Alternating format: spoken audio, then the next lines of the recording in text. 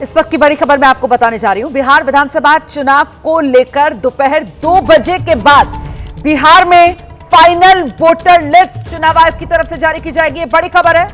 अंतिम मतदाता सूची से कट सकते हैं 70 से 72 लाख नाम, ये जानकारी सामने आ रही है।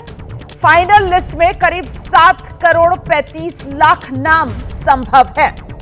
हम सीधे आपको लेकर चलेंगे। हमारे साथ हमारे सहयोगी अंकित गुप्ता इस वक्त मौजूद है। अंकित, इससे पहले वो जो ड्राफ्ट वोटर लिस्ट आई थी उसमें 7 करोड़ 24 लाख वोटर्स के नाम थे और अब आज वो घड़ी आ गई है जब दोपहर 2 बजे के बाद बताया जा रहा है चुनाव आयोग की तरफ से एसआईआर की प्रक्रिया के बाद फाइनल वोटर लिस्ट जारी की जाएगी। इसको लेकर क्या है पूरी जानकारी अंकित?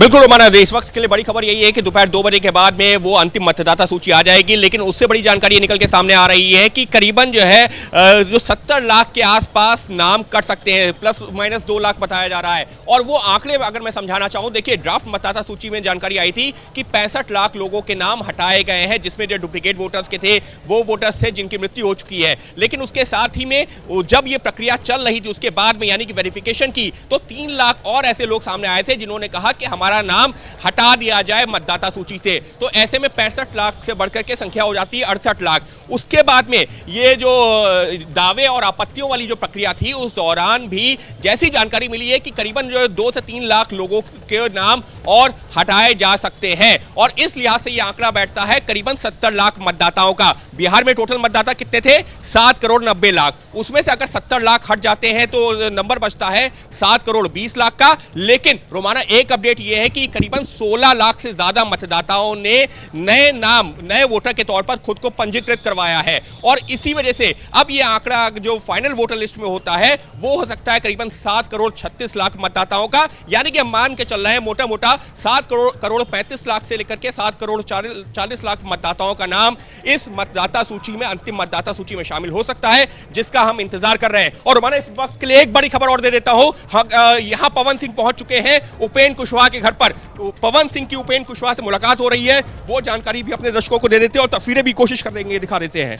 इस वक्त उपेंद्र कुशवाहा के घर पहुंचे हैं पवन सिंह और उनके साथ में विनोद तावड़े यहाँ पर मौजूद हैं और बीजेपी के जो प्रभारी हैं, बिहार के प्रभारी, और उपेंद्र कुशवाहा यहाँ पर मौजूद हैं, पवन सिंह मौजूद है। और ये बिहार की राजनीति के हिसाब से ये मुलाकात अपने आप में काफ़ी महत्वपूर्ण मानी जा रही है, क्योंकि यहाँ पर ये जो है इस वजह से महत्वपूर्ण मानी जा रही है क्योंकि जब पिछले जो है लोकसभा चुनाव हुआ था उस दौरान पवन सिंह की एक भूमिका रही थी। उपेंद्र सिंह कुशवाहा का जब वो चुनाव हारे थे तो कहा यह गया था कि पवन सिंह की भी एक भूमिका रही है और इसी वजह से यहाँ पर ये मुलाकात अपने आप में काफी महत्वपूर्ण है।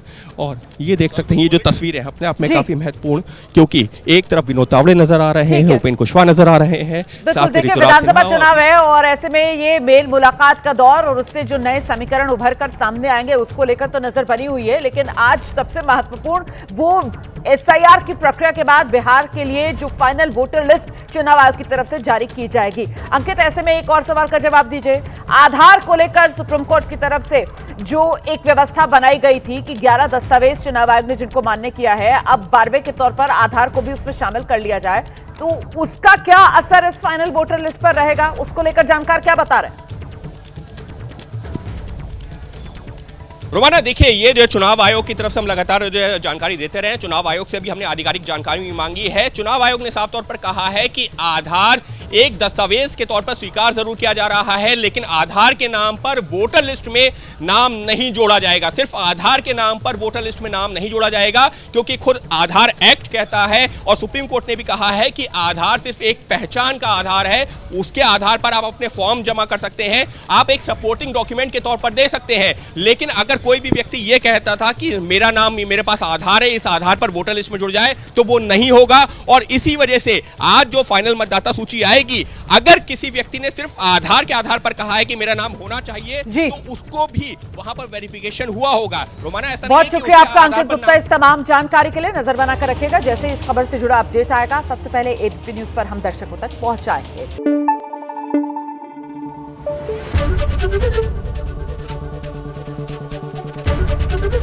एबीपी न्यूज आपको रखे आगे।